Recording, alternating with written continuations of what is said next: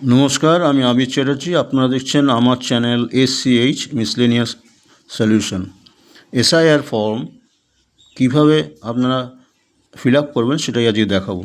Special intensive revision, বিশেষ নিবিড় সংশোধন। দেখুন, একদম উপরে দেখা আছে নির্বাচকের নামটা এগুলো প্রিপ্রিন্ট করা থাকবে, আগে থেকেই প্রিন্ট করা থাকবে। নির্বাচকের নাম দেওয়া থাকবে, এপিক নাম্বার দেওয়া থাকবে এবং তার তলায় ঠিকানাটা দেওয়া থাকবে। নেক্সট আসছে একদম উপরে, একটুখানি বলে নিই যে উপরে আপনার ওখানে যিনি BLO আছেন তার নাম এবং কন্ট্যাক্ট নাম্বারটা দেওয়া থাকবে।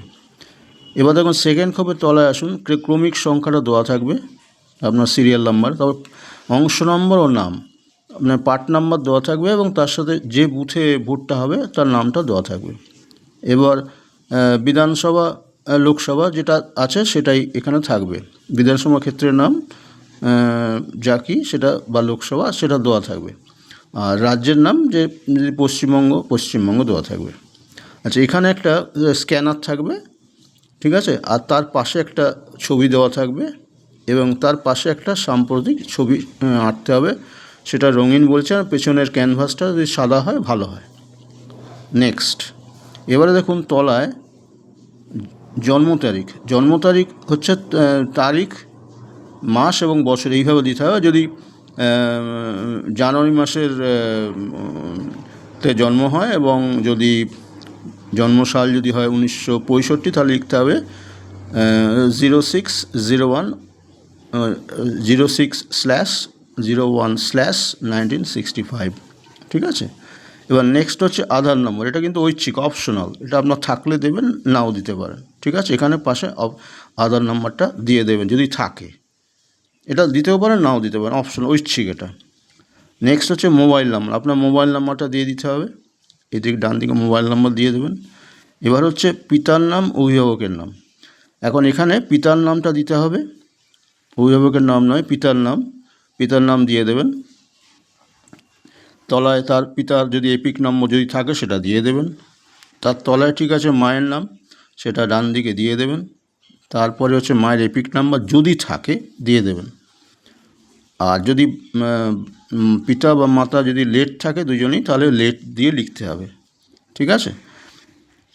এবার স্বামী বা স্ত্রীর নাম যদি থাকে, তাহলে যদি ছেলে হয় তাহলে স্ত্রীর নাম দেবেন, আর যদি মেয়ে হয় তাহলে স্বামীর নাম দেবেন, ঠিক আছে। এটা স্পাউস আর কি, তাহলে দিয়ে দেবেন সেটা, এবং যেটা হবে সেটা তার নামটা দেবেন এবং এপিক নাম্বারটা দিয়ে দেবেন। নেক্সট, এবার তলায় যাদের নাম 2002-এর যে লাস্ট SIR হয়েছিল আমাদের ওয়েস্ট বেঙ্গলে নাম আছে, তাদের কথা বলছি। এখানটা দেখুন, প্রথম আছে নির্বাচকের নাম, তা নির্বাচকের নাম এখানে লিখে দেবেন, যেটা আছে ওখানে একদম হুবহু যা আছে। এপিক নাম্বার যদি থাকে লিখে দেবেন। আত্মীয়ের নাম এখানে আপনি আপনার যে নামটা ওখানে দেওয়া আছে 2002 সেটাই দেবেন। যদি বাবা থাকে বাবা দেবেন, তাহলে বাবার নাম দেবেন। যদি মা থাকে মার নাম দেবেন। সম্পর্ক দেবেন, বাবা হলে ফাদার, মা হলে মাদার। জেলা দিয়ে দেবেন, জেলার নাম, রাজ্যের নাম, বিধানসভা ক্ষেত্রের নাম দিয়ে দেবেন, তার নাম্বারটা দিয়ে দেবেন, অংশ নাম্বার দেবেন, ক্রমিক সংখ্যা দেবেন। এবার একটা কথা বলি, সেটা হচ্ছে যে মনে করুন যদি মহিলা হন তাহলে কি হবে, আত্মীয়ের ক্ষেত্রে নামটা কি হয়ে যাবে, তার হাজব্যান্ড হবে, ঠিক আছে। যদি বিয়ে হয়ে যায়, বিয়ে না হলে বাবার নাম দিতে হবে বা মার নাম যেটা আছে সেটা, বিয়ে হয়ে গেলে কিন্তু হাজব্যান্ডের নাম দিতে হবে, ঠিক আছে। আর উপরেও ঠিক তাই, বিয়ে হয়ে গেলে সেটা আমি আগেই বলেছি। অবিবাহিতের ক্ষেত্রে কিন্তু সেটা হবে না। অবিবাহিতের ক্ষেত্রে কিন্তু এই যে স্বামী স্ত্রী এই পোর্শনটা কিছু লিখবেন না, হ্যাঁ, এখানটা কিন্তু ওই যা আছে ফাঁকাই রেখে দেবেন, ঠিক আছে। বিবাহিত হলে কিন্তু লিখতে হবে, ঠিক আছে। বোঝা গেল, ছেলে হলে কী হবে, মেয়ে হলে কী হবে, পুরোটাই বোঝা গেল। আর এদিকে লাস্ট দেখুন যেটা লেখা আছে সেটা হচ্ছে আত্মীয়ের, যদি 2002-এ যদি নাম না থাকে তাহলে কি হবে, তাহলে আপনারা হয়তো বাবা বা মা যদি নাম থাকে, বা গ্র্যান্ডফাদার বা গ্র্যান্ডমাদার, মানে ঠাকুমা ঠাকুরদার যদি নাম থাকে, যে কোনো একটা নাম দেবেন। তার এপিক নাম্বার যদি থাকে দিয়ে দেবেন, আত্মীয়ের নামটা দেবেন, সম্পর্ক দেবেন, বাবা মা দাদু না ঠাকুমা, জেলা দেবেন, রাজ্যের নাম দেবেন, বিধানসভা ক্ষেত্রের নাম দেবেন, বিধানসভা ক্ষেত্রের নম্বর দেবেন, অংশ নম্বর দেবেন, আর পার্ট নাম্বার এবং সিরিয়াল নাম্বার দুটো সব দিয়ে দেবেন, ঠিক আছে। তাহলে এই হচ্ছে পরিষ্কার এই কীভাবে ফিল আপ করতে হয়, নিশ্চয়ই বুঝে গেছেন।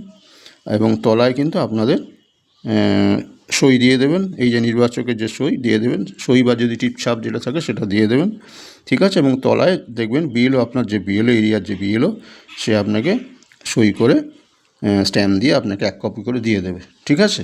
এই হচ্ছে টোটাল প্রসেস। ঠিক এইভাবেই কিন্তু আপনারা আপনাদের এসআইআর বা স্পেশাল ইন্টেনসিভ রিভিশনের যে এনুমারেশন ফর্ম, সেই ফর্মটা ফিল আপ করবেন, ঠিক আছে। ভিডিও নিশ্চয়ই আশা করি সবার খুব ভালো লেগেছে। ভালো লাগলে প্রচুর প্রচুর লাইক করবেন, কমেন্ট করবেন, শেয়ার করবেন এবং সাবস্ক্রাইব করবেন এবং বেল আইকনটা প্রেস করবেন যাতে পরবর্তী ভিডিওর নোটিফিকেশনটা আপনাদের কাছে ঠিক সময় চলে আসে।